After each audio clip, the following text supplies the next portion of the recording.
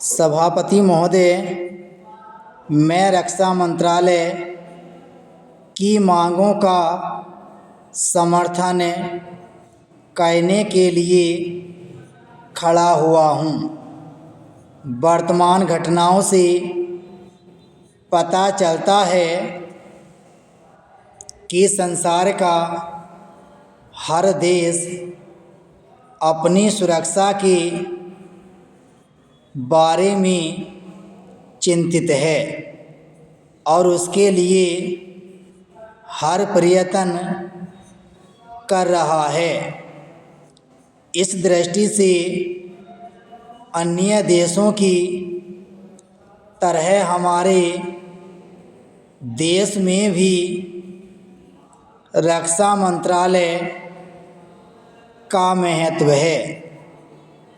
मुझे इस बात की खुशी है कि जहां अन्य मंत्रालयों की उनके पिछले साल के कामों के बारे में काफ़ी आलोचना हुई है, वहाँ इस मंत्रालय की कम आलोचना हुई है।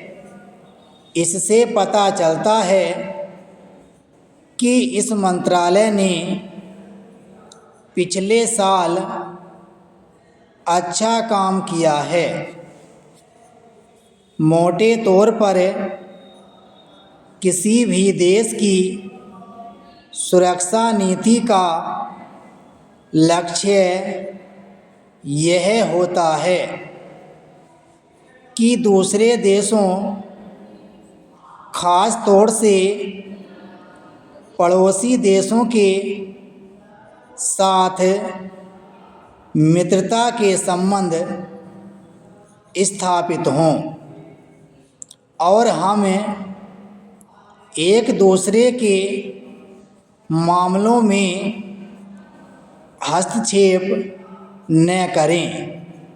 लेकिन उसके साथ यह भी ज़रूरी होता है कि हम अपने देश की सीमाओं और अखंडता की रक्षा करें।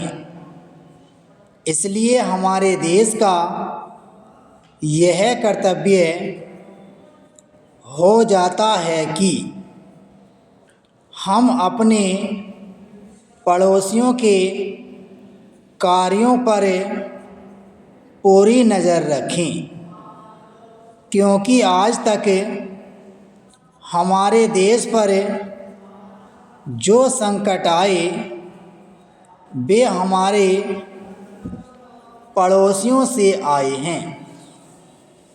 1965 में पाकिस्तान के साथ जो लड़ाई हुई और उसके बाद ताशकंद में जो समझौता हुआ, वह सिर्फ कागज़ पर ही रहा। पाकिस्तान ने उस पर कोई अमल नहीं किया। इस दृष्टि से बहुत ज़रूरी है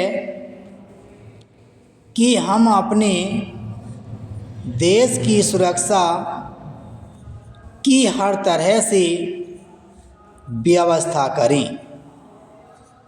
हमारा उद्देश्य दूसरों पर आक्रमण करना नहीं है, लेकिन यदि हम पर कोई आक्रमण करे तो हम में इतनी शक्ति अवश्य होनी चाहिए कि हम उसका डटकर सामना कर सकें। विराम पैराचे। आप जानते हैं कि पिछले दिनों पाकिस्तान को अमेरिका और चीन से काफ़ी मदद मिली है। रक्षा मंत्रालय की रिपोर्ट में भी कहा गया है कि पिछले साल अमेरिका ने पाकिस्तान को 1500 करोड़ रुपये की फौजी सहायता दी है। आज जहां हम फौजी सामान के लिए अपने कारखानों की मदद से अपनी शक्ति बढ़ाने का प्रयत्न कर रहे हैं, वहाँ पाकिस्तान संसार के देशों से फौजी सामान खरीद रहा है। अपनी नीति के कारण वह सब देशों से लाभ उठा रहा है। मेरा सुझाव है कि हमको भी अपनी शक्ति बढ़ाने के लिए संसार के अन्य देशों से अधिक फौजी सामान खरीदना चाहिए। आज तिब्बत की सीमा पर चीन की 1.5 लाख फौज खड़ी है। विराम पैराचेन। सभापति महोदय, प्रतिदिन छोटी मोटी झड़पें होती रहती हैं। हमारी फौजें बड़े उत्साह से उनके मुकाबले में खड़ी हैं। उनके हौसले बहुत ऊंचे हैं, लेकिन हमारी सरकार का भी यह कर्तव्य है कि उनके हौसले को कभी गिरने न दें। उन्हें हर तरह की सुविधा प्रदान की जाए जिससे उनका आत्मविश्वास बढ़े।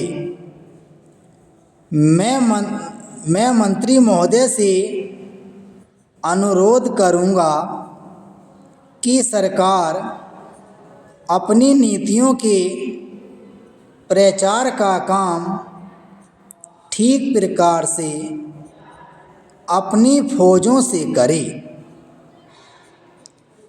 उनको अच्छे हथियार दे। अनुसूचित जातियों और आदिवासी जातियों के आयुक्त ने जो अपना प्रतिवेदन प्रस्तुत किया है, उस प्रतिवेदन को देखने से यह प्रतीत होता है कि इसको तैयार करने में उन्होंने बहुत परिश्रम से कार्य किया है। इसके लिए मैं उनको और उनके सहयोगियों को धन्यवाद देता हूँ, परंतु साथ ही साथ इस प्रतिवेदन के संबंध में कुछ आवश्यक निवेदन भी कहना चाहता हूँ। पहली बात तो यह है कि इस प्रतिवेदन को देखने से ऐसा प्रतीत होता है कि इन कार्यों के लिए जिस धन का उपयोग होता है वह 3 साधनों से उपलब्ध होता है।